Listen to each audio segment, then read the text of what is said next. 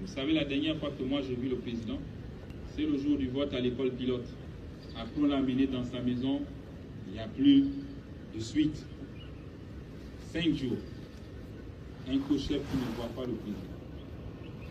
Il cherche à prendre l'instruction. Directive. On le cache. Et moi, je vous amène le grabuge. Et après qui assure. Une fois que tout se calme, il vous met tous à l'abattoir. Pour dire, je n'avais pas de raison. Oui, mes aînés, en 2016, vous l'avez fait. Parce que vous l'avez vu de vos yeux.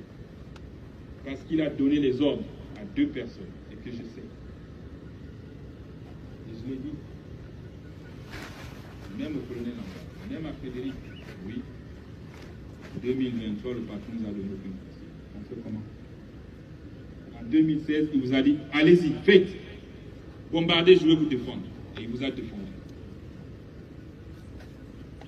Et l'on bombarde, qui nous défend? On laisse passer les choses. On avance, petit à petit, vers une élection présidentielle, ou au cours de laquelle, à 6 mois des élections, on vous modifie la Constitution. Est-ce logique? Est-ce la démocratie que nous voulons défendre? Je ne pense pas. On enlève le 2 tours pour revenir à un tour, sous la houlette des autres, et on continue encore d'avancer. Ça crée des groupes. On arrive petit à petit vers l'année électorale. On décide qu'en toute attente, on n'a plus une élection présidentielle, on a une élection générale. Élection présidentielle, législative et locale. Je n'ai jamais vu dans notre pays.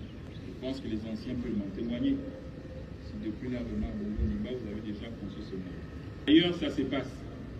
Et bien organisé. Avec la biométrie. Et dans un pays comme le nôtre.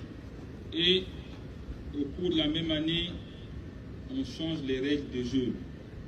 Donc on triche. Vous étiez tous à l'école. Et même lorsque vous trichez ou que vous pompez dans vos stages, mais ça se passe en cachette. L'instructeur n'est pas au courant. Mais vous trichez aux yeux de tout le monde. Où tout le monde voit la triche venir. Et nous garde. Ils sont censés être républicains. Et on regarde et on assiste. J'ai dit, c'est pas juste. Oui, le militaire et la politique. On ne se met pas de la politique. Donc on les laisse faire. On observe. Au cours de la même année, du même mois, on triche. Si on fait comme ça, on va perdre. Si on fait ça, on va gagner. Cherchons le mot sur lequel on va gagner. Parce qu'on va se retrouver dans des bureaux de vote où la population estime que nous devons en découdre avec nos régimes. L'armée républicaine s'est inscrite dans le refus de cautionner la forfaiture qui aurait, une fois de trop, coûté la vie à de nombreux citoyens. Le peuple gabonais demande tout simplement ses droits, que ces droits soient garantis à travers des institutions fonctionnelles. Le général Guéma a pris la tête du Gabon mercredi. Il a été nommé chef de la transition par les putschistes.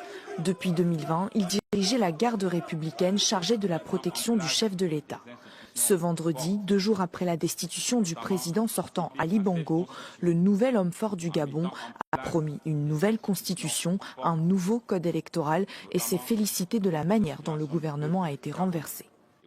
Ce qui est tout important pour nous, c'est que nous l'avons fait sans effusion de sang. Parce que nous avons respecté les principes religieux. Ce qui nous a amené à le faire, c'est la situation économique de notre pays et la situation sociale. Autre raison de ce putsch, la réélection d'Ali Bongo et des résultats truqués selon les putschistes.